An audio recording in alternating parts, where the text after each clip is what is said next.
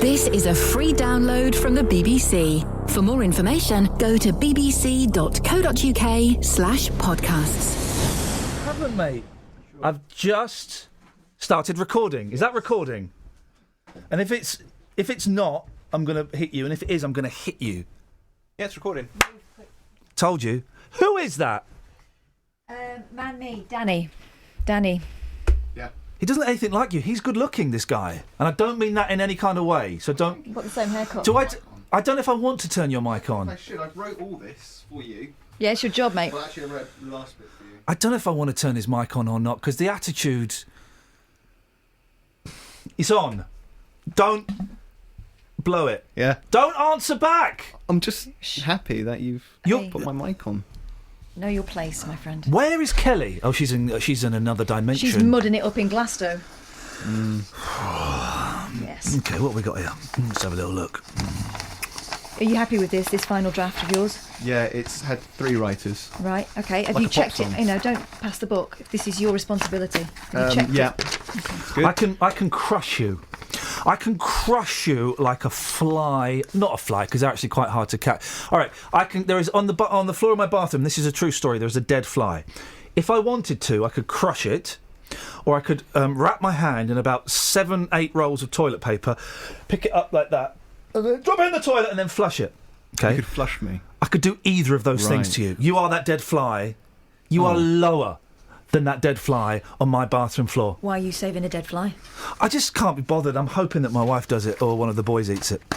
Saving it for conversations like this. He's doing it again. I'm going to crush him. Can I have a little go as well?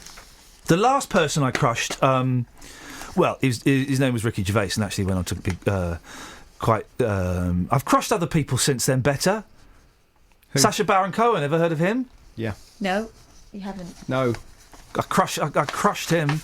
Oh. I've crushed loads of famous people before they were Hello and welcome into Iain Lee's podcast.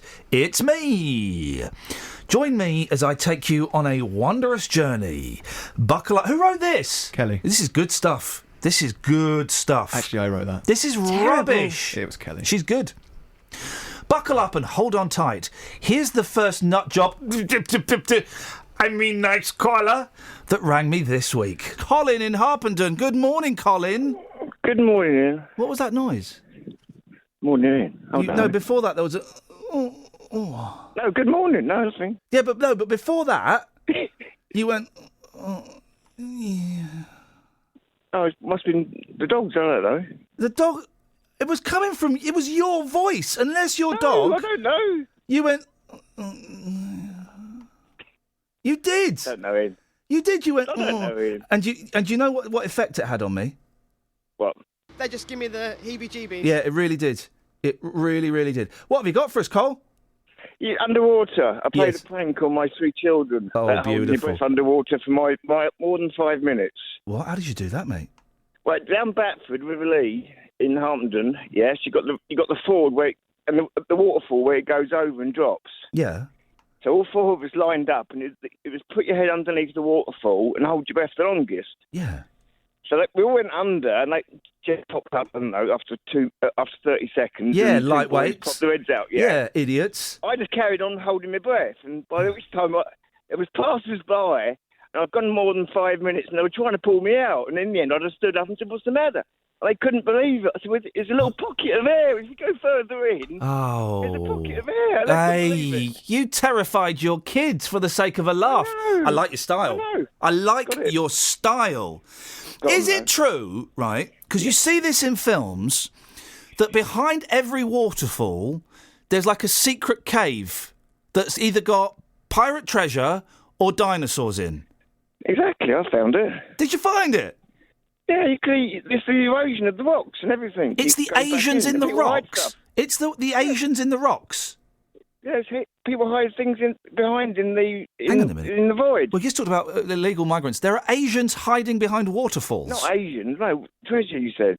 Oh, right. Okay, fine. Thank you, Colin. 03459 455 555. Guys, be honest. Am I an idiot? Yeah. Don't be that honest. This stupid, ugly kid reckons I am. Iain Lee, you're an idiot. Ouch. You can hear an adult laughing there. Yeah. All right. Paul, I said, listen, if you want your kids to send in jingles for the show, please do. Paul has sent in one. Iain has requested, here's my son Wilson's jingle effort. Sight unseen, Paul. Thank you. Let's have a little listen to this. Here we go. You are listening to Iain Lee, thank you, BBC Three Counties Thank Radio. you, young man. What an idiot! Oh, you are ouch. that is bang out of order. Kids, can you stop calling me an idiot? One of those stupid, ugly kids ran back to admit, I am broken Britain. and they Glad you can see it. probably drunk on glue pie. Knock knock. Who's there? Not you. Oh. Her. Oh. What? Knock knock. Who's there? Forget it. Catherine, do you want to do this bit with me? Knock knock. Who's there? Snuffer's great story. Snuffer's great story. Who? Snuffer's great story here. Nice one. Who's there? Sorry? What? Did I say you could speak? Knock, knock. Good morning, how are you? I'm all right, Snuffers. Ever taken a picture of your what's-it and sent it to a lady so you could see her doodah? Not that I can recall. OK, what have you called in for? Underwater stories. Oh, yeah, this is one of the top topics of the week. Underwater stories. Snuffers, what have you got for us? I used to live in South Africa, and I became good friends with a doctor there, and we used to go fishing, but we used to go spear fishing. Yeah, the only way to fish. So manly. It's either spear fishing or tickling a trout. That's the only way to fish, I find these days. Cuddling, that's what you call tickling a trout. Cuddling a trout? You lie on a riverbank and stick your hand under the bank and you tickle the fish. Oh, cheeky, anyway, sir. Yes. And so we used to go spear fishing, and we basically went spear fishing one evening. It was about 7, 8 o'clock, and he was the only one who used the spear gun. I wasn't allowed to use it because I was a bit haphazard.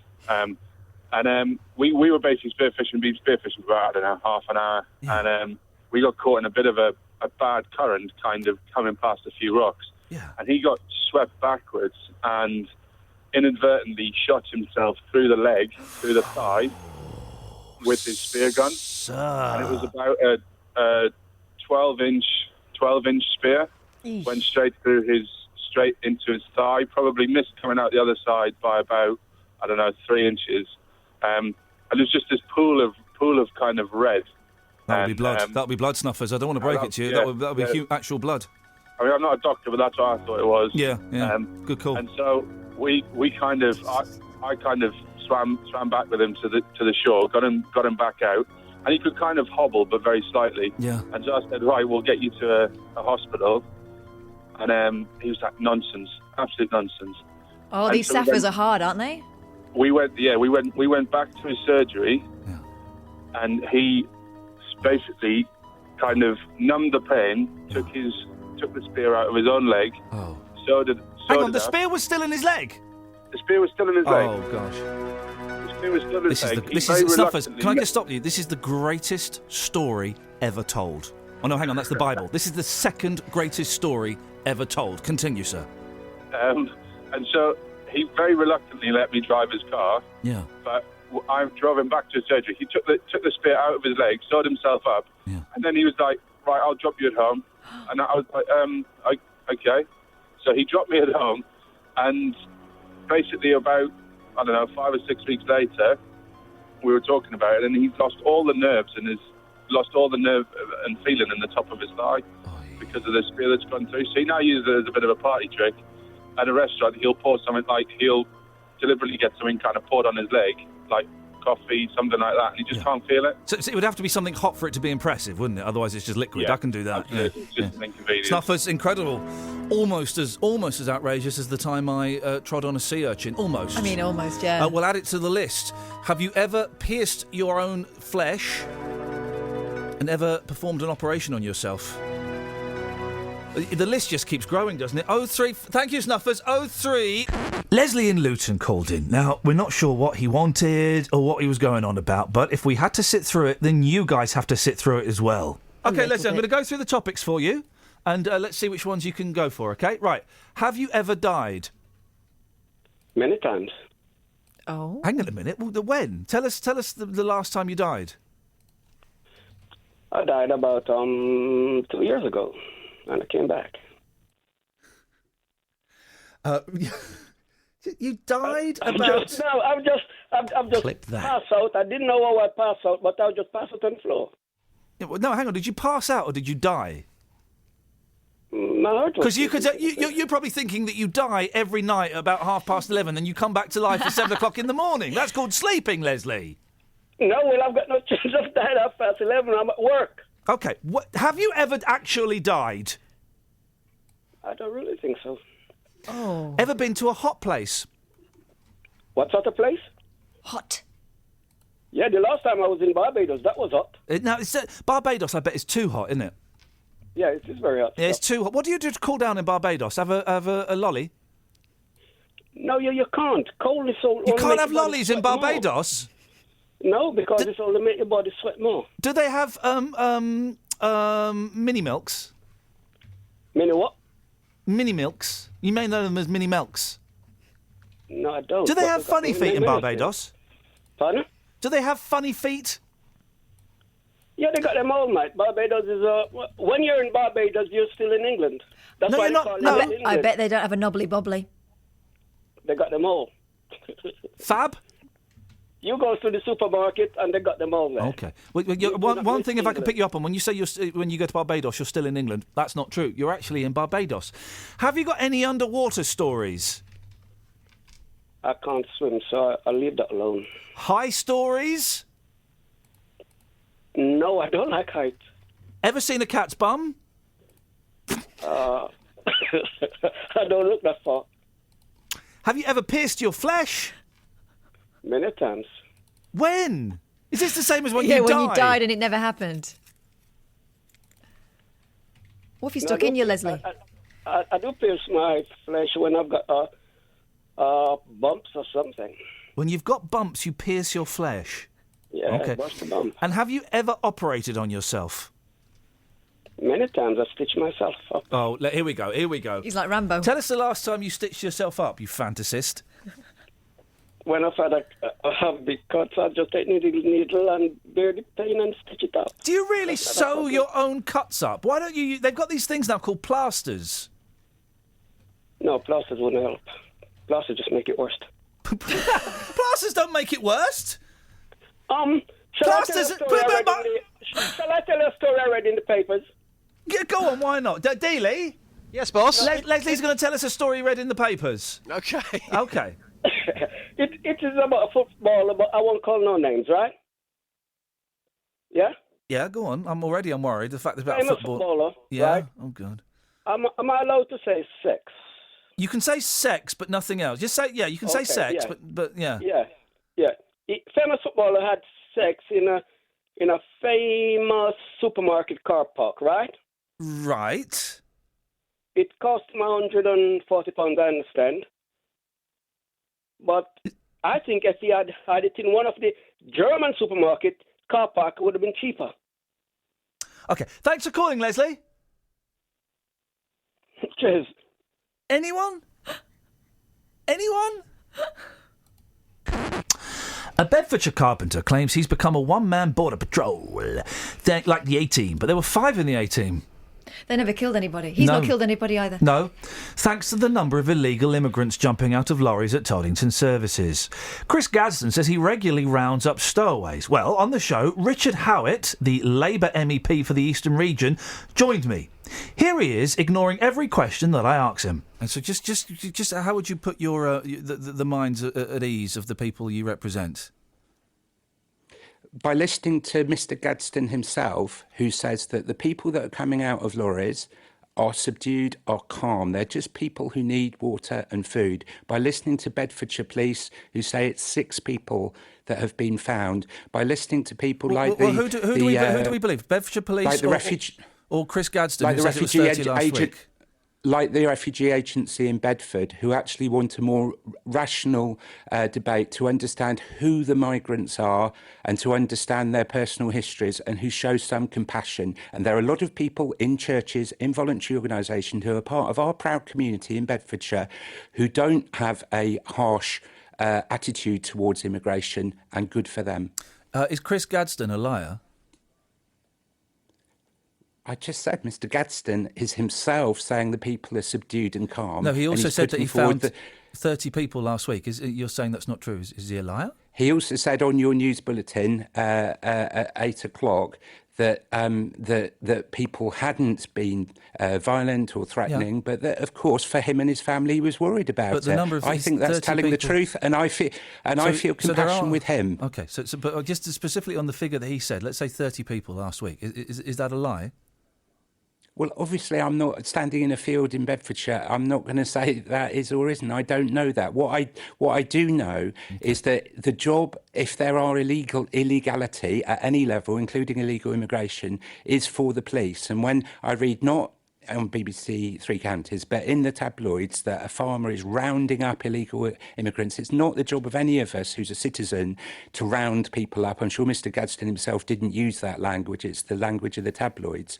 But my message to everyone listening is if you see and hear illegality, the one number you ring is that of the police. And in this instance, the police have dealt with 6 people, and good for them for doing so. OK, so you're sticking with the figure of 6 and ignoring Mr Gadsden's figure of 30. I say I feel compassion for Mr Gadsden. He's worried for himself. I don't see what that sentence has to do with the question I just asked you. With the greatest of respect, Richard, that what you've just said has got no relation to the question that came before. I said I'm not standing in a field in Bedfordshire counting numbers, and neither are you. And with respect, neither of us know the answer. Well, neither of us know. But again, Richard, I'm not having it. You're not going to get away with it. He has said 30 people. You're disputing that. You don't believe that. Well, I've also read that he said 60 people, so obviously different newspapers and reports report different things. So is it the 30 you've just said or the 60 that Sky News said? Which is it? I can tell you, Richard, it's the 30 in a week, it's 60 over a longer period of time. OK, well, it's both of them. Counting which days. You don't know and I don't know. I don't criticise you for that. Richard, but I do want a rational, calm... A rational, calm debate about immigration. Well, then answer the question, Richard. Do you think the question is? I don't. Politicians must be honest. No, it's been a lack of trust in politicians that has caused a problem in our country. And if you don't know an answer to a question, you have to say, I don't know. No, if you don't know, be honest and say, I don't know. I don't know the numbers, and I'm not going to pretend I do. I don't think you do either. No, Richard, I do. I'm telling you the numbers that he has told us, OK, whether that's true or not. He has seen 30 in the last week, 60 over an extended period of time. Do you believe him, or do you think he's lying? It's a very straightforward question. Do you believe him, yes or no? I don't disbelieve him. I've got no reason and no wish to disbelieve him. Do you wonder why Labour did so badly Do you wonder why Labour did so badly in the last election with the fudging of questions like that, sir? I don't believe that we didn't win the seat in Bedford because I'm being very honest, saying if I don't know an answer, I don't know it. And I think there's respect amongst people who are voters, even if they don't, however they vote, if politicians try and be honest, but also on an incendiary issue at the moment, which is very toxic in British politics about immigration, with people, not you, not the BBC, but people on the far right, including those people marching in Luton this Saturday, who want to inflame this debate. And the fact that I'm trying to have that debate, and I believe the BBC plays a brilliant role in this, so I make no criticism of you, but I'm trying to have this debate in a calm, rational, reasoned way based on fact, not inflaming the debate. I believe that reflects well on the Labour Party, not badly. Here's an old person interrupt. Why don't you have a go? This is your big break, OK? People say, how did you get into showbiz? And I say, well, I slept with the right people. You crushed Ricky Gervais. Steady. So I'm going to give you... This is your break. And when you look back, either as a down-and-out living under a park bench or a successful multi-millionaire media person, what was your big break? You'll say it was when Iain Lee... It'll be Sir Iain Lee, then, probably. Let me do a link on the podcast. So this is it. This is Sliding Doors. You know Sliding Doors? You should watch it. She's got a great haircut. It's Sliding Doors. You're either about to get on the underground train... or not get on the underground train. Directed by Joey from, not Friends, from Bread. So, you're Joey from Bread. You're about to get on an underground train or not. Away you go. Here's an old person interrupting a caller. He didn't get on the train, did he? I don't know what that is. Hello. Good morning, Veronica. Good morning. What would you like to say? Well, I operated on myself. Oi. Hi, Chihuahua. What did you do? Well, what happened was I had an accident at work. Hang on a second, Tony. Tony, Tony Blackburn's joining us now. Tony, put your headphones on. Yes. Veronica's going to tell us how she operated on herself. Operate on herself in what way? Well, let's listen and find out. I'm interested. Me too. Well, I'm glad. That's why we're doing it. Blimey. Okay. So yes, go. I had an accident at work and I slammed a safe door on my thumb. And it's like in the cartoons. It went immediately black and huge throbbing, and it was just awful. Did it go completely flat? No, it didn't actually. It just got really huge. Oh, actually, it did for a few seconds, and then it went huge. What did you do to your thumb? I slammed it in a safe door. I've done exactly the same. Isn't that interesting? Look, you have look to. at that. Oh, blimey. You have to speak loudly because he's getting on a bit. Yeah, it is. Your thumb is black. Look at that. An electric door, it actually went into my thumb like that. Yes. I had to rip it away, and if you can imagine, that was hanging off, and I ended up in... I didn't operate on myself, obviously. No, well, you're not as tough 9 as Veronica. stitches in that. Yeah, you're not tough, though. Come on, Veronica, put him to shame. Come on. Put him to shame. Mine's ex-military, you see. Yes. Ex-military, so you do these sort of things. Yeah. So anyway, what happened was I lived in Huntingdon, and the A&E didn't have anyone that could X-ray it that evening. Yeah. So I was told to come back the next morning, but the pain was just incredible. It Not was as the much worst as mine. in the world. So let Veronica leave her alone, Blackburn. This is a naff story because mine was worse. Excuse me, just hang on a second, you'll see. Yeah. So anyway, I'm there, and I ring up the A&E again. I said, look, for goodness sake, you've got to help me. Yeah, so she please. says, if it was me, but I can't recommend this to you, Yeah. what I would do is I'd make a hole in the nail. So I said, well, how can I do that? Oh. She says, get a paper clip, Yeah. heat it up to white hot, and Yes. push it through the nail. Yeah. Releases the Oh, my pressure. God. Yeah. It does. So here am I, and I've got a large glass of brandy, Yeah. sat next to the gas cooker Good with girl. a paper clip. Beautiful. 3 o'clock in the morning. Oh. White hot paper clip, pushed it to my nail. Oh, the pain. So then brandy, heat up the paper clip again, push it through the nail, brandy, and it went on like that for about 4 or 5 attempts of trying to do it. But let me tell you, when I broke through, the relief was just amazing. I'm sorry. I'm really sorry, Veronica. Tony? Yeah, it's nothing stop next to it. mine. No, stop it. Come on. Paul Scoynes, the political reporter, has come in because he wants to hear this story. Yeah. And while you're telling your story, Veronica, which is amazing, thank you. Nothing next to mine. Tony's leaning over to Paul going, have a look at this. Stop trying to steal her thunder. 9 stitches in this, and it was hanging off this. If I hadn't, for goodness' if sakes. this thumb would no longer be there if I hadn't. She had to become an alcoholic to deal with her pain. So you managed? I was an alcoholic before I had I this. did spend 14 years in the Air Force, so I was probably halfway there What's that got to already. do with a thumb? You can't. She served her country. So what? So what? I mean, yeah, great. She served her country, but it's not got nothing to do with the thumb story, is it? Right. He has got The brandy has, yeah. I was in the brownies. No, it's the brandy. Brandy, Steady. not brownies. A lot of your sort were. So, okay. So, Veronica, but your thumb is okay now. You managed to pierce the nail. Yeah, and I saved the nail. It never fell off. Well, that is wonderful, and I can only apologise for one of our senior broadcasters here at BBC Three Counties. Did she Radio. keep the nail? Just please, Veronica, go, please have a nice day and try not to let Tony Blackburn have spoilt it for you. Thank you very much indeed. Paul Scoynes joins us. Good morning, Paul. Morning. Political Hello. reporter for BBC Three Counties Radio. Hello. You've met Tony before, haven't Yes, you? yeah. Have you We've broadcast had with many Tony? times. No. You can't get a flipping word in edgeways with him. What are you talking? You can talk. Yeah, I can't when you're in. That's the problem. I can't. I've got a chopping off your thumb story as well. Have you? I sliced off the top of this thumb whilst Hang on, you've got a Chop, you story. Wow, okay, that's fantastic. Yeah, okay, let's hear your chop. There we go. Yes, come on. I once Chop. the end of my thumb off chopping spring onions. Oh, nasty business. It's very nasty. It was Nasty Can business. we see? Can we see the tip of your thumb? You can. You can only really just see the. Well, it's not. Yeah, it's not as bad as mine, though, is it? Once again, I think in the thumb stories, this is the big one. Okay, I mean 9 stitches. Yeah, in there. wow. I mean, 9 stitches. gosh. And I had it sort of bandaged for 3 months. Wow. you know they say never meet your heroes. Yeah. This week on my show, I had one of my all-time favourite ever. No, it wasn't Justin talking to a man about Stonehenge. It was, in fact, when I got to my all-time ever what? Don't know. This Who week wrote on- this? did Did you you My write all-time this? favourite ever. No, Ollie wrote this. Ollie. The cleaner, the old cleaner. We're employing her now to make up for the fact she's not got a job anymore. No, the other Ollie. This week on my show, I had one of my all-time favourite ever... Chats. No, it wasn't just talking to a man about Stonehenge. Oh, no, this is good, this bit, and Ollie's now ruined it. It was, in fact, when I got to speak to Owen Elliott Kugel, daughter of anybody? Yeah, Cass Elliott. Mama Cass to you slackers.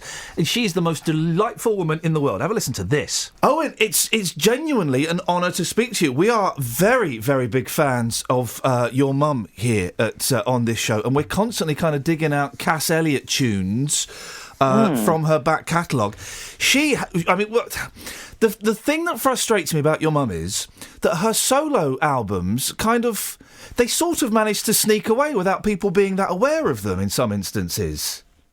Yeah, you're right. That's largely the catalog, the RCA catalog.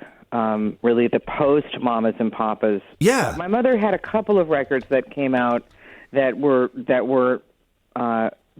successful in the solo way. Make your own kind of music. It's getting better, but there were definitely some great records towards the end of her career that, they've been swept under the rug. One in particular that she made in London. Now, which one was that? Was that wasn't that was the Cass Elliott album, wasn't it? No, it was The Road Is No Place for a Lady. Ah, yeah. She made it. And it's odd because they were really hard to track down on CD, and I've managed to track them down. And they're brilliant. And I can't understand why they're not, kind of regarded as classic albums. Oh, you're breaking my heart. Yeah, that's how I feel about it, too. But the record company that she made those records for, RCA, which is now BMG. They don't see the commercial value in those records, so they never did anything with them. They don't see the treasure they're sitting on. And if anyone wants to, and also the Don't Call Me Mama Anymore, the live album, yes, that's just a joy, isn't it? And it kind of it highlights A, that she was an amazing singer, and B, that she was just so funny and relaxed, wasn't she? Yeah, she was, and she really came into her own towards the latter part of her career, and and what I like about those records, about those last three records in particular that she made, was that when she finally made the break away from Dunhill Records, which was the label that the Mamas and Papas had recorded for, and that she had recorded for subsequently her first couple of records. When she finished that contract and she went on to a contract of her very own with RCA, she was able to finally choose music that she really wanted to sing. Oh, and she was going towards more of a Broadway feel, wasn't she, towards the end? Oh, yeah, absolutely. That's really where she started, if you want to know the truth. I mean, really, the truth is that my mother went to New York City when she was 19 to become a star on Broadway. Isn't it true she went up against Barbra Streisand at one point for a part? She did. They auditioned for the same part in I Can Get It For You Wholesale, which hard job for that Barbara producer. got. Yeah. What a hard job to choose between those two. You're celebrating this week because she's finally got a star on the Hollywood Walk of Fame. Well, she will be getting the star on the Walk of Fame. They announced the class of 2016, if you will. Right, okay. The next batch of stars that will be honored within that year. Now, why is this one of them? Why is this so important to you? It's important to me because long after my time on this planet has expired, her name is still going to be on a star on Hollywood Boulevard. Yeah. And for, God willing, hundreds of years to come. And my fantasy is that one day a small child might be walking with his parents on that street, and he might happen upon her star and wonder who she was. Yeah. And maybe then he'll discover her. Maybe that's how the legacy lives on. So Catherine's kids love Cass Elliott. They're obsessed with her. In fact, at one point, my 3-year-old said she wanted to be her when she grew up. And she wanted an outfit, and we had to cobble one together. I mean, she just loves her. Oh, that is killing me. I love that. Well, my mother had very special place in her heart for the United Kingdom, and you do know that she passed away there. Yeah, of course. But she did spend a lot of time there as well, and like I said, that record, The Road, was made at Trident Studios right there. And I remember being brought along for that trip. That's the only time I've ever had a passport in my entire life, was to make that journey at the age of 5. Oh, you Americans and your lack of passports, for goodness sakes. There are other countries in the world, Owen. Well, I'm a tourist. I like to stay on the ground. I like to remain. I get that. Your mum was. You were 7 when Cass passed away. Is that right? That is. How much? I mean, well, 7's quite. Is an. How much do you remember of Cass Elliot, the superstar? You say you went to some recording sessions. What else do you remember? I remember being at, you remember things through a child's eye, right? Yeah. I remember going to, you mentioned the last record, the live record. That record was recorded live at Mr. Kelly's in Chicago. And I remember being at a few of those shows, but my memory of being at those shows was actually just being very upset that I was not allowed to bring my Jell-O from the backstage to the audience. Like, that was really where my mindset was. So, but Jell-O's good. I mean, I can completely understand that. Delicious. But you were hanging out with. I mean, she had a lot of famous friends. One of the stories is that she brought Crosby, Stills, and Nash together. It's disputed in some areas, but you were surrounded by rock stars when you were growing up. Yeah, absolutely, and the level in which she was instrumental in getting Crosby, Stills, and Nash together is the only fact that's disputed. She is absolutely the person who put that group in touch with each other. Yeah. Where it happened is always the question. That's the disputed bit, isn't it? Was it her back garden? Was it? But wasn't she? She was looking after. She was such an Anglophile that when the Hollies came over, she was looking after Graham Nash. She kind of took him under her wing, and then she said, "Oh, you must meet my friends Stephen Stills and David Crosby." Exactly. That's exactly what happened. And Graham is a gentleman beyond being a gentleman. Yeah. I mean, he really is. And to this day, every time I see him, couldn't be more lovely than he is. Like, can I just say, really. I love the way you say Graham, as opposed to the Graham, the British Graham. Well, I'm an American. I know. I love it. I love it. An American with a Welsh first name. Like, what's that about? What right? are you doing, Owen? Because I know that you sing and you kind of look after Mum's estate. What are you doing? What am I doing? I'm raising 2 teenagers. Oh, man. That'll do it. Yeah, I know. I have a 16-year-old daughter who looks more like my mother than I do. Gosh. Yeah, I know.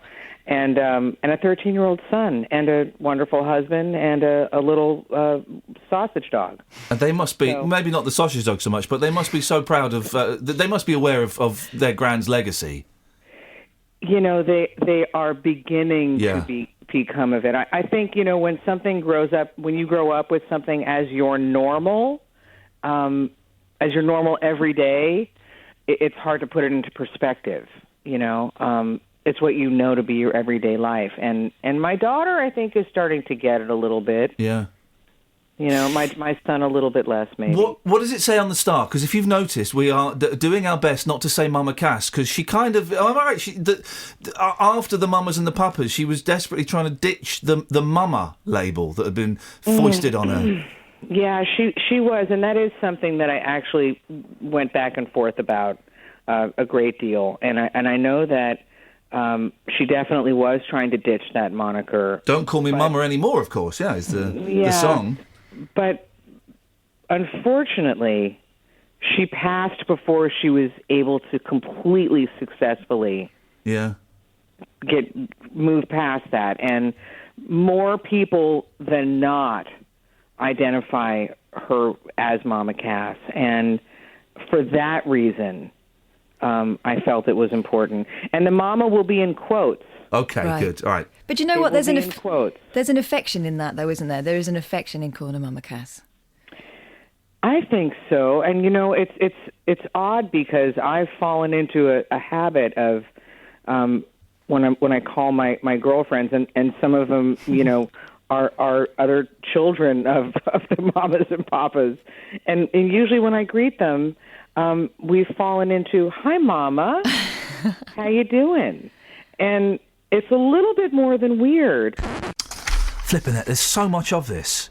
I might have to cut some of it. Well, no, I just mean there's a lot of words for me to say. I've said enough words already. You've not given me any words to say. Well, I think that is a ridiculous idea.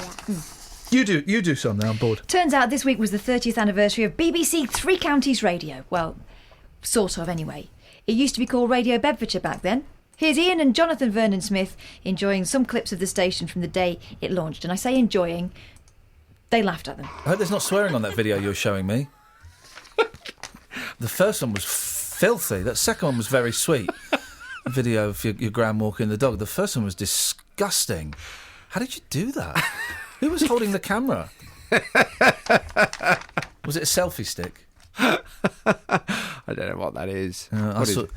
You've now look, what have you done here? You've put all this equipment in the way. I can't see your face anymore. Yeah, no, I can't see yours, mate. That's a good reason. I don't know. Whoever, it's I don't know. Hey, listen, happy birthday. Happy birthday. What's happened to your eye? I've got hay fever. Shut up. That's not very nice. I'm suffering here. What happened to your legs? Oh, I've broken them. Why are you in a wheelchair? I can't walk. I can't even see properly out of it. So bad today. It is. Listen, my computer's all gone to what can only be described as cock. Hang on a second. Here we go. Right. Happy 30th birthday. 30 years of BBC Bedfordshire and Three Counties Radio. Today. Yes. Well, do you know the full story? Because it was originally BBC Radio Bedfordshire. Yeah. Then we rebranded, and it was BBC Radio Bedfordshire with Hearts and Bucks. Oh. that was catchy, wasn't it? Shall we have a little listen to the I think this is the... What am I about to play, Catherine? This is the opener. This is the first words said on air, recorded message from the station manager at the time, Mike Gibbons. Let's. So this was 1985. Let's see how much fun BBC Local Radio was then. Thank you, Colin Berry. And despite the bad weather, we're here at long last. And for the first time this morning, good morning, Bedfordshire. Good morning on this, our first day on the air. It's the end of 10 years of planning and at the same time the very beginning of a new 365 daily service for you if you live in Bedfordshire, North or West Hertfordshire daily, or North Buckinghamshire. Okay. This is your local service giving you programmes you can't find boy, anywhere doesn't it else. sound fun? Not just the most comprehensive news and information service in the area, but also in-depth coverage when we feature you, your organisation and its activities, and your community's interests or concerns. There are 30 of us here, based in Luton and Bedford, and we're building studios. At this point, I'd have gone, when are they going to introduce Heart to the area? Too. I hope you'll tune in daily and see what we can offer. Each day will bring something new, something special to somebody, and at weekends you'll really notice the difference, from sport to art, from memories to local musicians. Memories and local musicians. If only they could have predicted that I would be crashing their radio station on a regular basis and you would be tearing small companies apart because of a drinks dispenser that doesn't work in a faulty fridge freezer. I don't remember it ever sounding like that. This is the breakfast show. Hang on. And there'll be people on Facebook going, we should get that guy back. BBC Radio Bedfordshire. No, we had better jingles Monday morning, then. the 24th of June, 1985. My name is Gareth O'Callaghan, and for the first time, welcome to breakfast in beds Strong and hearts Irish contingent. And books. Gosh, they really were easing people into the morning, weren't they? Yeah. This morning we were playing a country version of AC/DC. Or Aerosmith, actually. Well, there you go. Well, that's that Facebook will be going, yeah, well, it should be like that all the time now. It's not like that anymore. They've ruined it. They have. You must admit, though, the jingles were better. The jingles, I do like those. I'm a sucker for those old jingles. I do like those old jingles. They're stuck in your mind. Yeah. They're talking out there. Sorry, guys, we're trying to do a radio show. Sorry, we were just discussing a fantastic caller. Okay, fine. Listen, I've got the whole back catalogue of the last 30 years on my computer. Yes, I have. Have you got my first ever show? I have got your first ever show. Would you like to have a listen to it? Yeah, go on. Okay, let me just find it. Okay, here is your first ever show. Oh, hang on a minute. I've got to put the wrong fader. Here we go. First ever show. Knockers are better. There we go. That's and boy, oh boy, things really have changed. And this is your remember that, go on. This is your show from yesterday. It's got benefits and it's got disbenefits. It's got benefits and it's got disbenefits. From the past to the present. Yes, hardly anything's changed. I can't remember why, but we were talking about Sir Lenneth Henworth. Who wrote this? It's not right. Ollie. It wasn't Lenneth Henworth. Flippin' heck! Lenworth. Sir Lenworth Henworth. This week, we're getting your Lenworth Henworth stories. And then Posh Damon called in to tell us this. And I've had to change some of that to make it good. Ollie. Damon, I believe... Have you worked with Sir Lenworth? I did work with Sir Lenworth back in 1998. Happy Days. That was when he was in Happy Days. No, they were Happy Days. That was just when he was plain old Delbert Wilkins. He was several people at the time, I think. What? Give us your story. Give us your Sir Lenworth Henworth.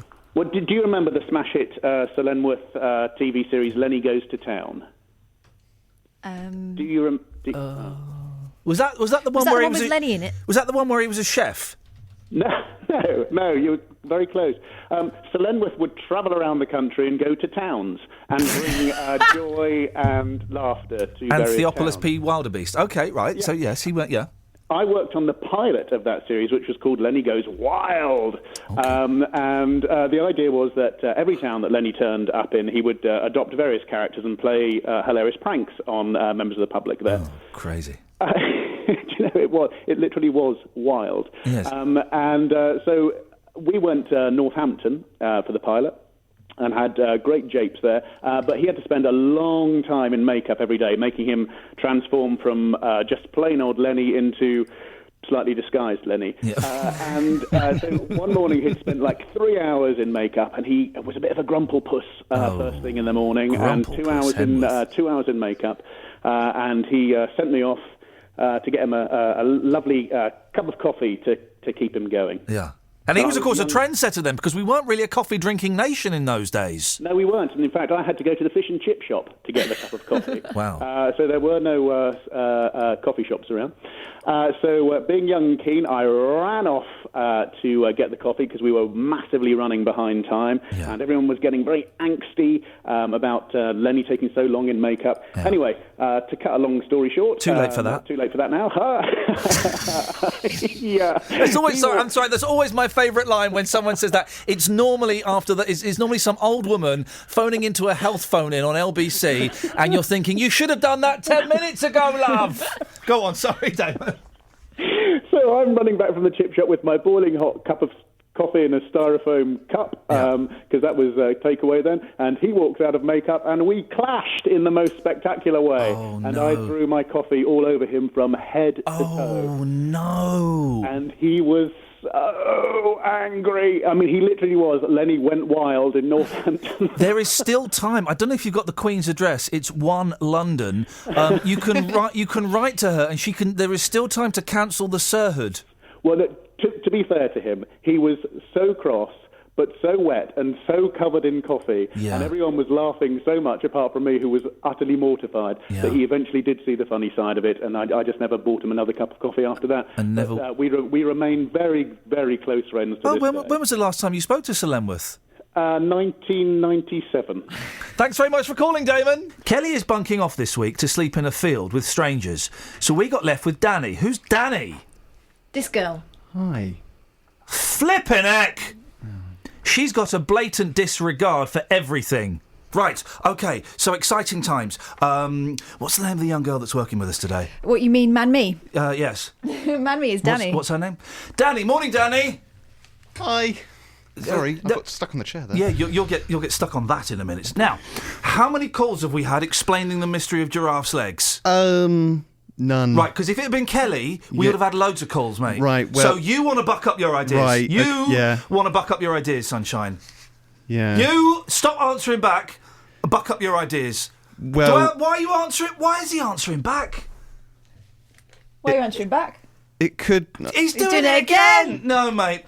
I'm not seeing any bucking taking place in there. Buck. Do you want me to call in? No, we're the BBC. Yes, I do want you to call in. okay. And we're not allowed to do that, do we? Just call in. Okay. It's your initiative. I'm just asking a question. Buck up. Tell him to buck up. Buck up, you. Oh. Sounds ruder in Northern, doesn't it? Doesn't it, just? This next bit is serious. Seriously serious. It's so serious that, ouch, we should put a warning on it like we're doing now. Old people are getting bumped by cyclists. Audrey called in to tell us about it. Don't interrupt! It's serious! There's nothing at all about the cyclists who are dangerous on the pavements. Nobody is allowed to say anything to them apart from the police. Well, you're allowed. No, that's not. Who's told you that? The traffic wardens who are coming back to Caldwell Street over the town bridge. But the traffic in wardens, uniform. Yeah, the traffic wardens. The cyclists on the street is not within the traffic warden's remit, is it? No. No, but other people can. You can speak to them if you want. Yes, but would you? Well, if they nearly knock me down, I'll tell them to go away. Of course I would. I'm sorry, but my age group doesn't use that language in any case. Your age group invented that language. No, we didn't. Ian, stop it. Have you got children? Please, Have you got children? I've got grandchildren. You invented that as well. No, I'm sorry, but this is really serious. I know, and I'm being serious. Why you're saying no one's allowed to talk to them apart from the police? Well, that's not true, is it, Audrey? Because you can talk to them. No one is allowed to control them apart from the police. And their parents. Well, they're not there. No, please, I'm sorry. I don't want to be too long. Well. The pavement, the streets are clear. Yes. But the cyclists are on the pavement, and if we move to one side to avoid broken pavement, something like that, the cyclist just hits us. Okay, how many times have you been hit? I haven't been hit. Right, I'm okay. more careful. Well, how many people do you know who've been hit? I know people that have been bumped. They've been what? Shoulders get bumped and so on. Okay, and were they injured? We have really been touched, and it's serious. And I'm sorry, I want to talk seriously about it. No, Audrey, I don't understand why me questioning you, and obviously you don't have a little bit of fun, that's fine, but me questioning you, that is being serious. You've not been affected by it. How many people do you know who've been hit by cycles?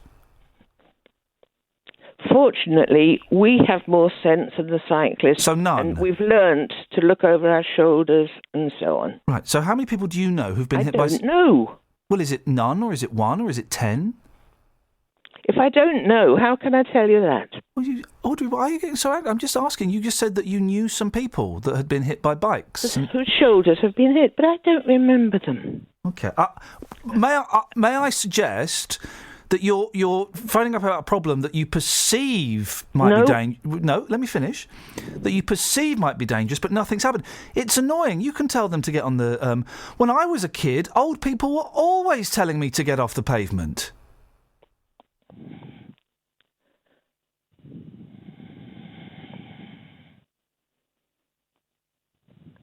Go on. No, I've got nothing else to say. Things were different when you were younger, when you were a kid. Okay. Well, Audrey, have you spoken to the police about this? Yes. And what they can't do anything. I mean, how often do you see it? Do you see it every day? Yes.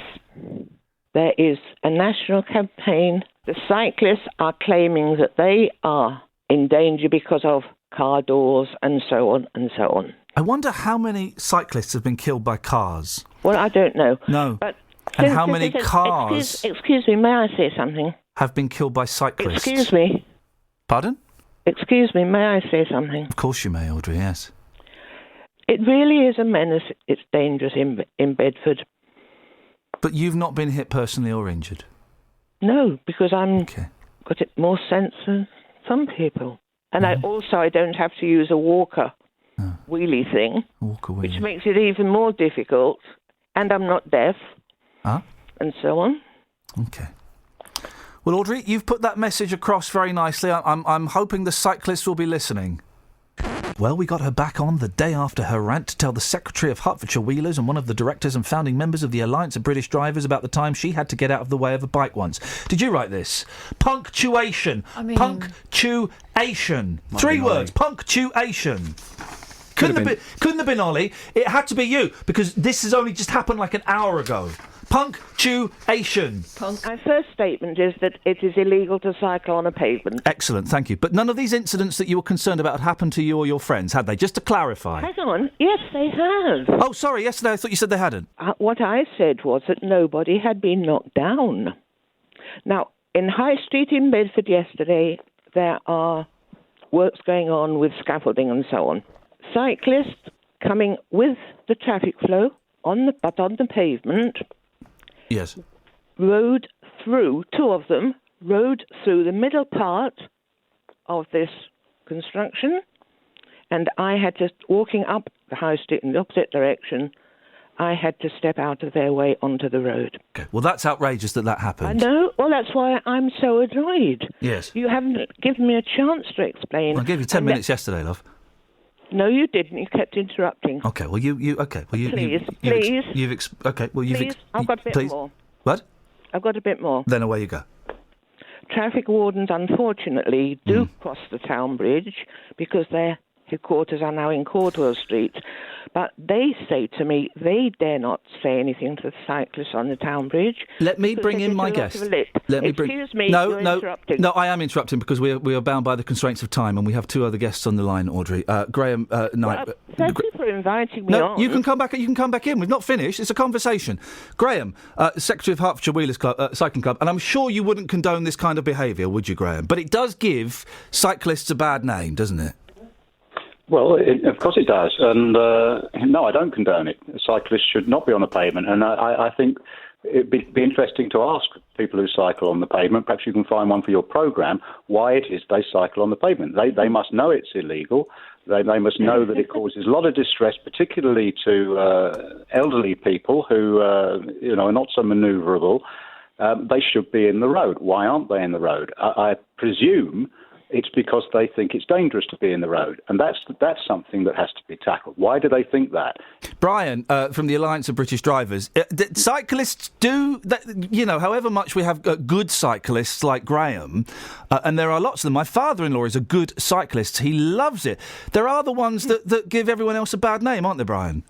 Well, there are, but as I said before, there's bad drivers as well and bad pedestrians. And, yep.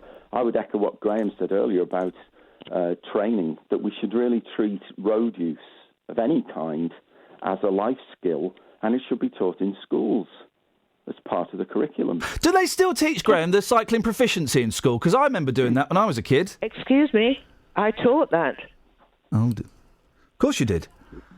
I think that there is still training. It's certainly not compulsory. That there is a scheme that's run by an organisation called the CTC. I think they run it, called Bikeability, and certainly in a lot of primary schools they do this, and it is trying to teach them how to cycle on the road. I think one of the weaknesses of the old cycling proficiency was that it didn't actually take people out on the road. No. And it's learning about the road and how motor traffic behaves. That's the important thing to give you confidence to cycle in traffic. Can I read you a message? Next time you see one, Audrey, ask them whether it's their mum who won't let them cycle in the road. Yeah. No. No. Hello. Hang on. No, yes, I will. The traffic wardens don't speak to them, so Hang on, Audrey, did you just laugh then? Did you just crack a smile, Audrey? Will you stop insulting me, please? We've got a message from James O'Brien on Twitter. James says, bloody cyclists. One cut me right up the other day when I was out in the Volvo. I nearly spilt my cereal. So what? That's nothing to do with cyclists on pavement. You're absolutely right, and I'll pass that message on to him. Audrey, thank you so much. You've been such a good sport, and I really appreciate you bringing this to our attention. Thank you. Have a good day. Thank you again. Gosh, we're not psychedelic. Some far-right right-wingers are going to get together... Far-right right-wingers? Yeah. Some far-right right-wingers. It sounds like a football team, doesn't it? It sounds like a racist football team. that are really strong on one side but not the other. So a right-wing group is getting together to have a little bit of a song and dance in Luton this Saturday. And we didn't really want to talk about it. We thought it was a little bit lazy to talk about it. What good is it going to do? Blah, blah, blah, blah, blah. Well, Steve did want to talk about it. And talk about it he did. Yeah, too right. I'm livid. What are you livid about, mate? Well, what right have the police and the council got to try and put an injunction on them two people in Britain first? We've got a right. We've been told for years, from children, we live in a democracy. We're allowed to protest. Yeah. Listen. And at the end of the day, if people don't like our views, people's views, they should go back to a Muslim country. Well, here's the thing, right? The racist idiots that are marching tomorrow, they've got a right to protest. Hold on. Where are you going racist? Mate, we're sticking up for the British way of life. We're not racist as such. It's just we don't like people that have got different colour skin. They're not compatible to Great Britain, and they should not be here. So aliens. Are you a member of Britain First? No, but I support the right wing because I'm fed up with the left wing and the middle. And they're the not Muslims. doing nothing. You're fed up with the Muslims. That's what you're fed up with. I don't want them here. No, of course not. They're alien to our way of life. They're compatible. And you're right, Steve. That's not. That's my opinion, and I have a right of opinion. If the police don't like it, tough. If the government don't like it, tough. Not interested. Steve, you're right, and that's not racist. You're right, and that's not racist. No, these idiots that are marching tomorrow, they've got every right to protest, just as the council and the police have got the right to try and get an injunction to stop it. What's the point of throwing democracy down people's throats for 30, 40 years? You're allowed to do this, and when you go and do it, they go and stop it. No, but they haven't stopped it. Just because you're upsetting a bunch of foreigners, so what? They upset me by living here. Okay, and you're right, Steve. That's not racist. Now, no, exactly. You're right. They're lowering my wages. They're nicking the jobs. You're right, Steve. That's not racist. Now, listen, Steve. You know why they're doing it tomorrow, don't you? You know why they want to do the march tomorrow, and you know why the police... I'm not you can let me finish your sentence, Steve? You can let me finish? Yeah, go on. Thank you, buddy. You know why they've chosen tomorrow, and you know why the police have got have tried to get an injunction for tomorrow? Well, I don't. Go on, tell me. Because Luton in Harmony are kind of having a bit of a thing. So it could be perceived, Steve, that these people who are definitely not racist could be trying to cause a little bit of trouble. Well, they do it when the EDL and the BNP had marches, you had the anti-fascists. So it's the same thing. It doesn't matter if there's 10 different marches. Well, no, it does matter ever so slightly. When Luton in Harmony... Luton is a dive. It's a dump. It's a ghetto. And why? Because of all the foreigners that live in there. And that's not right. Not all of them. There are some, don't get me wrong, there's some nice people, there's some English people. The ones that play football and run fast for us.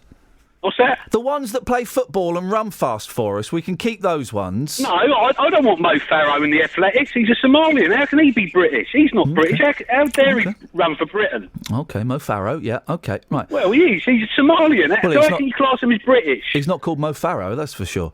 Anyway. Well, he's called something else. I don't know. He's called something else, yes. He's called Mo Farah. But that's fine. That's fine, Steve. That's absolutely fine. Listen, none of the views that you've expressed this morning, Steve, are racist. It's nothing to do with race. It's a different way of life, compatibility to this country, living the way we live. If people don't live the way we live, get them out. Megan told us about her petition to get a McDonald's Mackie D Golden Arches bar in Biggleswade. She also gave us the latest on burger-based crimes. Have you spoken to McDonald's about this, Megan, about opening up this new store? Have you kind of been in touch with their management? Yeah, I spoke to the Twitter account and they've sent me through to the press office. Hey, nice. Emailed them. Okay. Have they caught the Hamburglar now?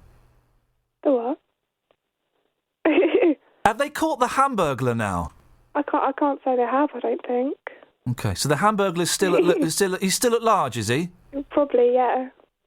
See, that's just going to, people in Biggleswade are going to be reluctant to open one if there's a chance that the Hamburglar's going to turn up. Yeah. Burgle their hamburgers. Okay.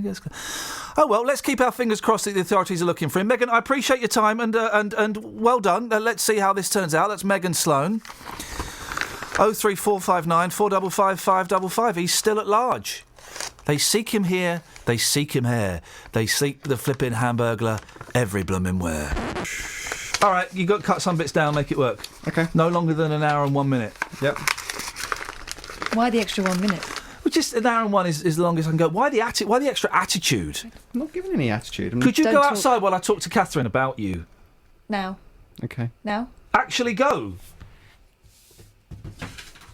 I'll just be outside, yeah? No, just be well outside, because this could get loud. Just outside. go. No, right out.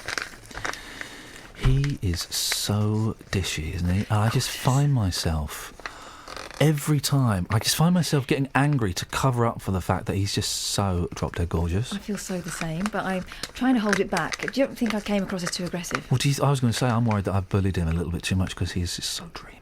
Oh! Think he's single? Doesn't matter, does it? It doesn't matter these days, does it? Who's going first? Let's toss for it. Thanks for listening to this free download from BBC Three Counties Radio, your local radio station for beds, hearts and bucks, on FM, AM, digital radio, and online at bbc.co.uk/3counties.